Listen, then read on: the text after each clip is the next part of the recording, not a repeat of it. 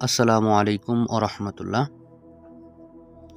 আজকে আমরা জানব সূরা হাশরের শেষ 3 আয়াতের গুরুত্ব ও ফজিলত সম্পর্কে। সূরা হাশরের শেষ 3 আয়াত কোরআন মাজিদের অত্যন্ত মর্যাদাপূর্ণ অংশ। এই আয়াতগুলোতে আল্লাহর গুণাবলী বর্ণনা করা হয়েছে। কোরআন ও হাদিসের আলোকে এই আয়াতগুলোর ফজিলত ও গুরুত্ব নিচে বিস্তারিতভাবে উল্লেখ করা হলো। ফজিলত সমূহ: 1. রাতে পাঠ করলে 70,000 ফেরেশতা পাহারা দেয়।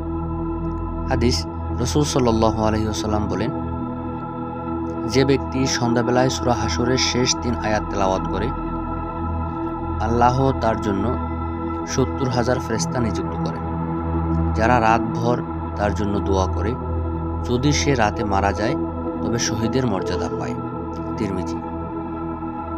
অর্থাৎ এই আয়াত পাঠকারী ব্যক্তি আল্লাহর বিশেষ হেফাজতে থাকে। 2. আল্লাহর সুন্দর নামগুলো লেখা ও স্মরণ। এই আয়াতগুলোতে আল্লাহর আসমাউল হোসনা তথা গুণবাচক নামসমূহ এসেছে। আল্লাহ তাআলা বলেন, আল্লাহর সুন্দর সুন্দর নামসমূহ রয়েছে, তাকে সেগুলো দিয়েই ডাক। সূরা আরাফ।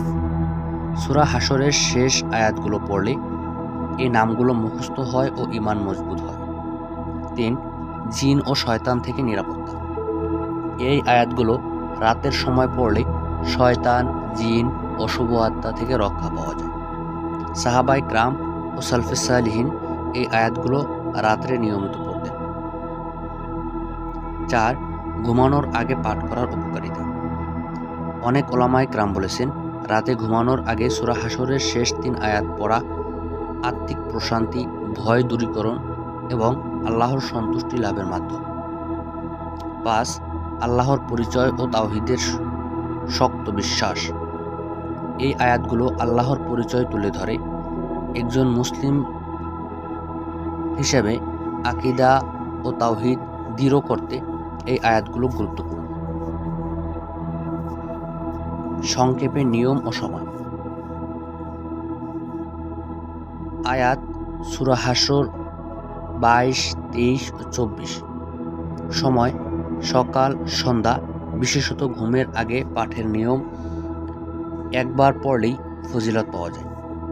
উদ্দেশ্য: হেফাজত, দোয়া কবুল, শহীদের মর্যাদা, ফেরেশতার পাহারা। অতিরিক্ত টিপস: আপনি চাইলে এগুলো অডিও ভিডিও আকারে শুনে শুনে মুখস্থ করতে পারেন। শিশুকাল থেকে পরিবারে নিয়মিত পাঠ চালু করলে সওয়াবের ধারা বহমান থাকবে ইনশাআল্লাহ। পরিশেষে, সূরা হাশরের শেষ 3 আয়াত একটি অলৌকিক ফজিলত সমৃদ্ধ অংশ। এটি পাঠ করলে শুধু সওয়াব নয়, বরং নিরাপত্তা, আত্মিক শান্তি, আল্লাহর পরিচয় ও তার গুণাবলীর জ্ঞান লাভ করা যায়। আল্লাহ তাআলা আমাদের সকলকে কবুল করুন, আমিন। ভিডিওটি ভালো লাগলে চ্যানেলটি সাবস্ক্রাইব করতে ভুলবেন না। সাবস্ক্রাইব করে আমাদের সাথেই থাকুন। জাযাকাল্লাহু খায়রান।